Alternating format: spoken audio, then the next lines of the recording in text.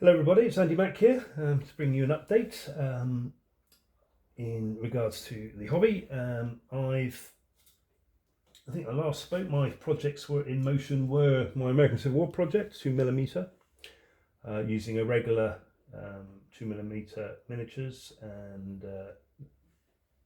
doing a great big board, which and I was also using a regular snake fencing. Now I've got all the what I need for that. I've progressed it, but I've put it on hold for the time being until just put it on hold for the time being. And when things calm down, I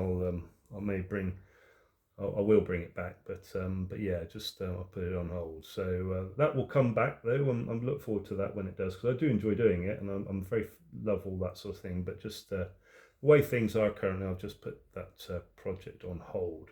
But what it has meant is I've been focusing on the American Civil. Sorry, not my American. I've been focusing on my English rebellion, the Monmouth Rebellion, 1685, and I'll be doing the. It's been a slow progress. I've had quite a period of. I've had COVID and a flu before that, and so I've been poorly, but I've also been undertaking role of the executor of a will, which has been quite involved and having cause to need me to travel around the UK quite a bit. So various bits and pieces, and so yeah, it's been more involved than I anticipated, albeit all straightforward. There's no complexities or problems. It's just there's quite a lot to do. It's something I haven't done before, but I'm very proud and take pride in doing it. So, but it has meant that on my focus and stress levels at times had to accommodate. And I've got to go back down there to do a water reading, because I'm querying. There's the water company are charging us for apparently one bath a day. Water is being used at the property, albeit no one's in the property. so it's the property's empty now, albeit some furniture, but there's no water being used. So the water bill was saying, you're using equivalent to one bath of water a day. So I've queried that anyway. So that I've got to go down there and do a reading. It's certainly not got a leak down there. I think it's just the way they process their bills, probably not realising actually no one is in the property. But yeah, it has taken quite a lot of unexpected time and focus, which obviously, as you may know, I've retired. So I retired last October. Well, in October, I finished work in August, and I've been quite preoccupied with that. So, but yeah, my hobby, I'm still cracking on with my 1685 now. Irregular, sadly, irregular miniatures. I understand are ceasing trading. There's, I think, some of the 2mm, the aspects of it may be continuing, but the majority of it is ceasing trading. I think the founder, the family, the founding family have decided to call it a day. I'm not aware of it being bought by anyone anyway, but obviously when these companies are bought, they're never quite the same, and which is a great shame. For certainly 15mm and some of the more unusual scales and armies. They've been quite a valuable source for wargamers, I think. Obviously, their standard of sculpts and things do vary, but certainly they've been a bedrock of the hobby for some years now, as long as I can remember. So yeah, that was very sad. But yeah, so I'm doing my 1685 project. It's been a period where I've been really focusing on lots of different things and researching different things. I've been watching some fellow YouTubers, and that's infused my interest for early war Barbarossa for World War II. And I think I might, because of everyone's traditionally people do sort of Germans and Russians quite clearly. I'm going to do Romanians, so I've ordered a load of hat miniatures, the 25 plastics, which I haven't really done for many years, plastic miniatures, but I do have quite a few which for World War II, which I haven't painted or anything since. But I'm going to do a Romanian, so I've got all the infantry ordered, and I'll sort of look at the vehicles once that's on the way. So that will be a project. There's also my 5mm or the Hirakan Ross moderns, which I am aware that 11 Miniatures, their website seems to suggest they've ceased trading as well, which 11 Miniatures did a very good array of buildings and support material for wargaming in 6 mil buildings, that sort of thing. Excellent quality. And last time I looked, now I haven't looked for a while, so it may have changed since then, but the website was unfunctioning, and it was a kind of watch this space kind of thing. And obviously, they really are a good source of smaller scale support for wargaming hobby, for the wargaming projects. Yeah, so 11, that's another concern. I'm also doing my last report. I discussed them, highlighted that I'm doing the 10mm Madis campaign, the early campaigns for that, and also the sort of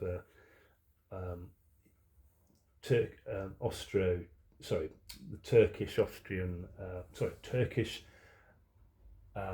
Egyptian armies of the early 1880s, and their campaigns in the Sudan. I'm in two minds whether to also do the British versus Egyptian Turkish campaign, which was part of that period. But yeah, I'm mainly interested in the early part of the Sudanese campaign, so it's the 1880s and the early British involvement, but not going. I think once they get to the Camel Corps, which was their sort of effort to relieve Gordon of Khartoum, the British Army's effort to relieve Gordon of Khartoum, which obviously was unsuccessful, but they did fight a number of battles, but yeah, so you may hear a washing machine in the background as well. There's washing going on. Yeah, so the Sudanese campaign. So that's I bought both armies now for that. I might buy another army for the Madis. I've got 2 armies of them at the moment, or 2 army packs, and I'll probably buy another, maybe even another 2. I don't know, but they're £50 a pack, so so I don't want to spend too much money on a 10mm hobby such as that. So we'll see how it goes and what the scaling's like. I think I've got quite a few troops already anyway, but they're still all in packs. But I've done a lot of research and reading around the subject. Very interesting. It's a very interesting period. Sort of like quite a few characters, and yeah, a lot of interesting battles. Well, so that's the Sudanese one. I've done the modern 6mm. As well as a very big interest. I might actually try and put together a battle report for that soon, because I haven't done a battle report in a long time, and I've got quite a few things now I can do battle reports for. Also, I've got obviously 28mm figures have been arriving for my Norman and sort of Dark Age Norman projects. I'm particularly interested in Welsh marches and the Welsh, the sort of Norman early incursions into Wales and the difficulties they had and faced. So that if I do a 28mm project, it will be based around that, with possibly also a sort of solo wargame kind of campaign, more perhaps role playing, a Abergavenny, the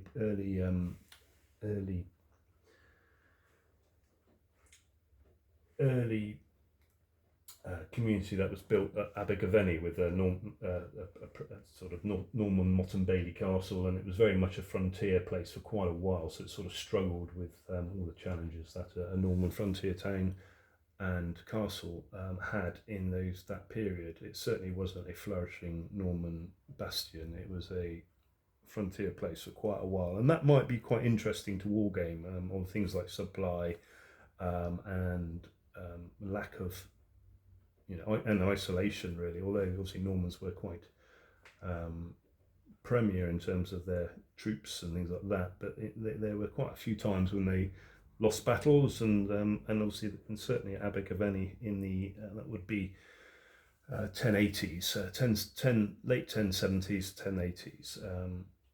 That would have been they would have been quite isolated, and they were quite isolated there.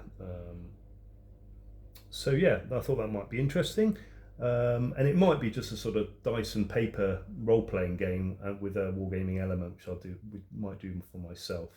I've been using the AI generators to create tables and things so that it's possible to do the sort of campaign aspect of it. So that might be interesting to do for me at some point. So the Monmouth campaign, yeah, I've done an awful lot of painting on that. A lot of them aren't finished painting. You may recall if you watched previous of my history of YouTube that I generally block paint hundreds and hundreds of troops at a time, and then I slowly move through on their details. So things don't get finished very often, but then they all suddenly do all at once. So that's where we're at. We're doing the Monmouth Rebels now. I've done most of the Royalist, so the James II Army is more or less complete. I've got a couple to finish. I'm waiting on the last order, hopefully from Irregular, which there was a cut-off date, which I got my order in before then, and I think I've paid that. It's all been paid. So, and I fully accept that there'll be a backlog of orders for them to work through. So I'm expecting that will come quite soon, hopefully. I don't necessarily need it. I've got other avenues of figures where I can get, but that's just that would be the finishing touches for. Because I want to have the ability to use my troops also for other theatres. So I just need a few more random units that can be either militia units for the Monmouth campaign, but also other units for things like the wars in Ireland and other places, the Jacobite wars in other places around Scotland and so on. So yeah, so I've got a few more. I'm still sort of working on that, and then I've got also the buildings and tents and things to do. I've got an awful lot of baggage and carts that I can do for the period as well, which that's all in which I think I've got mainly from Essex and I think museum miniatures or something like that. Anyway, but I can't quite remember them all, but I've got a lot of cartage to do, which will make it interesting. So that's the 1685 campaign. I'm also, so obviously I've talked about my 28mm plastics, which I haven't started yet. That's just sat there, which is Welsh and Norman 28mm and Victrix.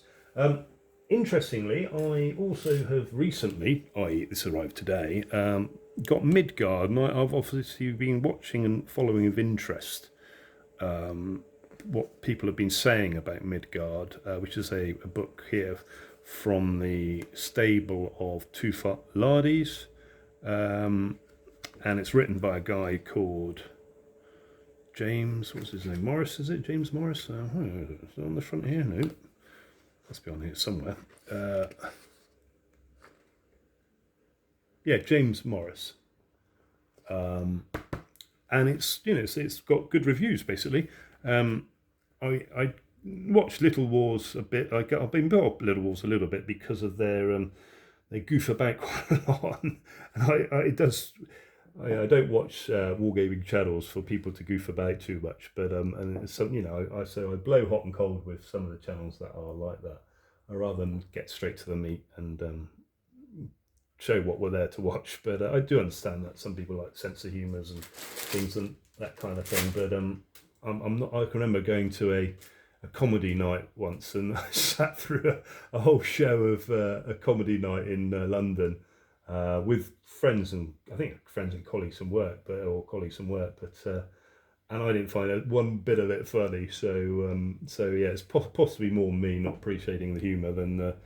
But anyway, but I do follow Little Wars because they are quite a big channel, and although and the characters in it, the people in it have done quite a lot of good work, which I find interesting, and and they do articulate their presentations very well.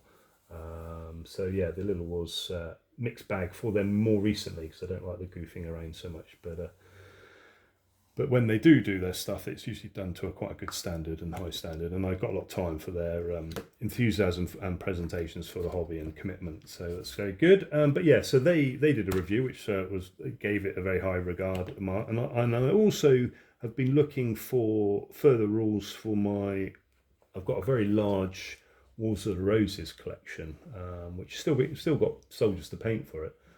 But for some time I was building it and building it and building it, and I was all going to use the WRG George Gush rules, but there were aspects of that. They're a very generic period.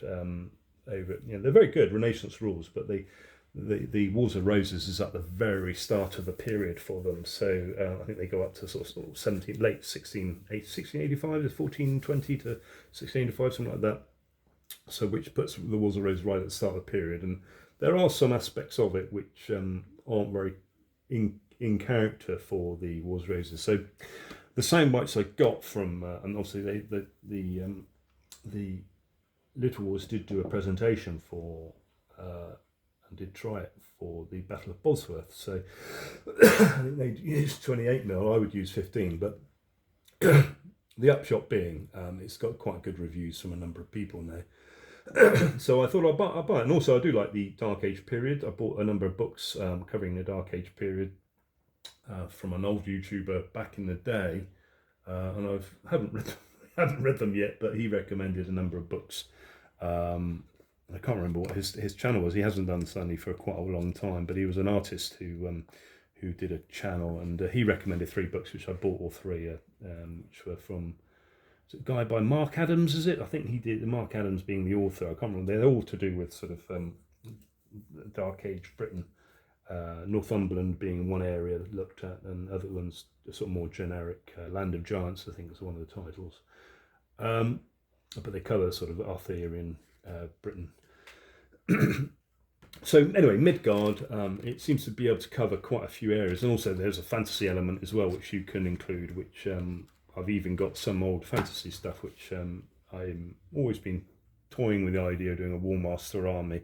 I'm not a big fantasy, that's not my main area of interest, but certainly I'll entertain it. And I do like the Lord of the Rings and all that.